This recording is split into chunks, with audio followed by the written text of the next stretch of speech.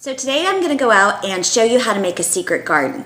But before we go out to my garden, I just want you to know that my garden didn't start out this way. It took me about 15 years to get it to the point that it's at.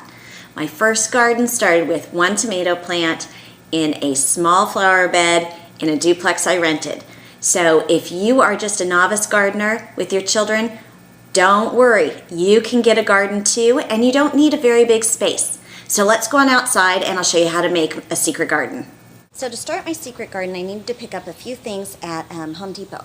And what I got, depending upon how big, you'll need 2 for each hoop that you put up. These are just plant stakes.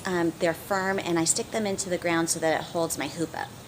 Then I got something, it looks like PVC piping, but it's not. It's called Shark Bite. It's bendable, so it's not like PVC piping. So I got several of those also. Then I got a trellis netting so that the cucumbers can climb up that. And it's really windy here, so I made sure that I got some zip ties. You can use those twist ties you get from the grocery store, and this will hold my netting onto the hoop. So I'm going to show you now how I go ahead and just build my little secret garden. So the first thing I'm going to do is I'm going to find a space where I can plant, and then the next thing I'm going to do is I'm going to decide how many hoops I want to put up. You know, 2 is plenty. You don't need to put up more than 2. So I'm going to put up 3 this year, and I'm actually going to include it in my sweet peas that I've already made. So I'm going to put in 1 stake here, as far down as I can, and then I'm going to put another one about 18 inches to 2 feet over here, and then I'm going to put another one that's about 18 inches to 2 feet away. And I'm going to do the same on the other side, directly across from the ones I already staked. So I'll put one here,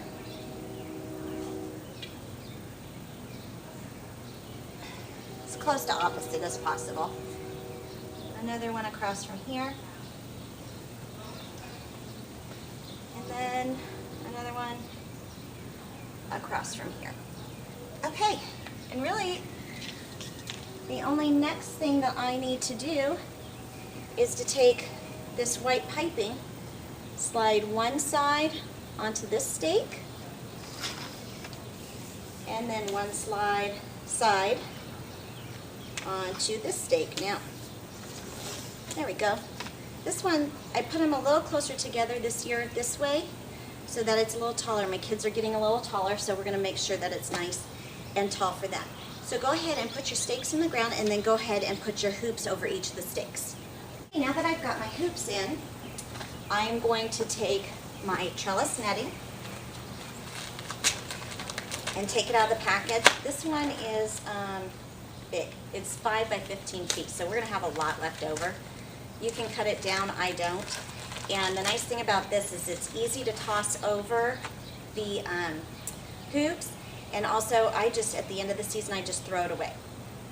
So go ahead and open your trellis netting. It might be kind of tied together, so you have to find where it's tied together and open it up.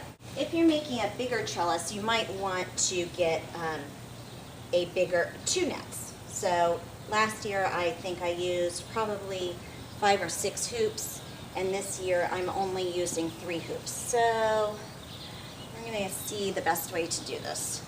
Might be this way. Alright, so we're going to stretch it out all across there. And like I said, it's really windy where we live, so we're going to attach this to the hoops. You might also want to attach it so it doesn't get knocked over.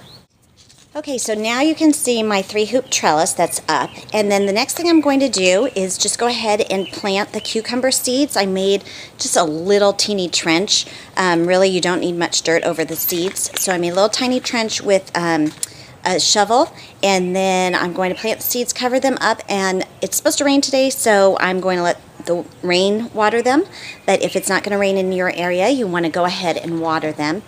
Eventually, once they start growing, they'll get these little curly tendrils on them, and they'll start grabbing onto the trellis material that you have, and it will cover the entire trellis with leaves, and then cucumbers and flowers will start to grow. So this is a fun little secret garden. Sometimes the kids have a picnic in there. Sometimes we put a little bench in there so that they can sit, and it makes it real fun and easy for them to go ahead and pick the vegetables when they're all ready. So I hope you enjoy your little secret garden. And